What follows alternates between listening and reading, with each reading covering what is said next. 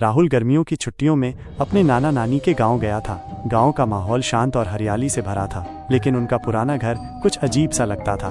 बड़ा, लकड़ी का बना और हर कोना जैसे कोई कहानी कहता हो। घर के एक कोने में एक पुरानी कोठरी थी, जिसका दरवाजा जंग लगा हुआ और भारी ताले से बंद था। बचपन से ही राहुल को उस कोठरी को लेकर जिज्ञासा थी, लेकिन नानी हमेशा उसे वहां जाने से मना कर देती थी। एक रात जब राहुल सब सो चुके थे, उसे कोठरी के पास से हल्की सी फुसफुसाहट सुनाई दी। पहले तो उसने सोचा कि ये उसका वहम है, लेकिन अगले कुछ दिनों तक वो आवाजें हर रात सुनाई देने लगी। अब वो तय कर चुका था, उसे जानना था कि उस कोठरी में क्या है। अगली दोपहर जब सभी सो रहे थे, राहुल ने छुपकर ताले की चाबी ढूंढ ली। उसके हाथ कांप रहे थे, पर उसका उत्साह डर पर भारी था। जैसे ही ताला खुला, एक तेज सीलन भरी हवा उसके चेहरे से टकराई। अंदर अंधेरा था, दीवारें गीली और सड़ी हुई लकड़ी से बनी थीं।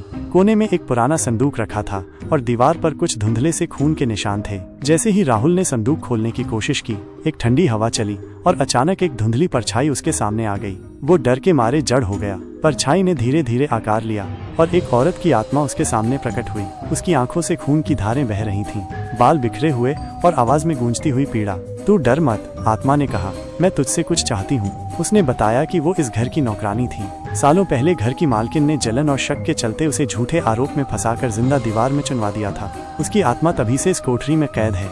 आत्मा ने राहुल से विनती की, मेरे अस्थि अवशेष इस कोठरी के पीछे वाली दीवार में छिपे हैं। उन्हें निकालकर मंदिर के पीछे वाले पुराने कुएं में प्रवाहित कर दे, तभी मुझे मुक्ति मिलेगी।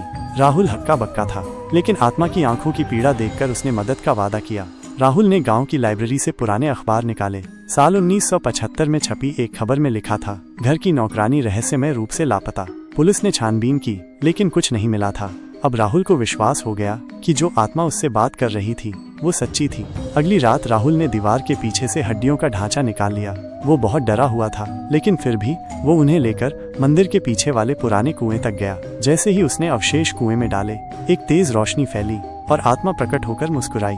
धन्यवाद, उसने कहा और हवा में विलीन हो गई।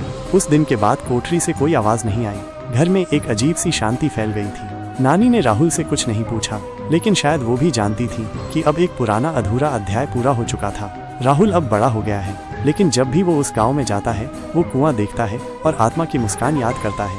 एक डरावनी रात एक साहसिक लड़के ने एक भूली हुई आत्मा को मुक्ति दिलाई। पवन मीना स्टूडेंट ब्लॉग को सब्सक्राइब करें और पाएं शिक्षा, करियर और प्रेरणादायक कंटेंट।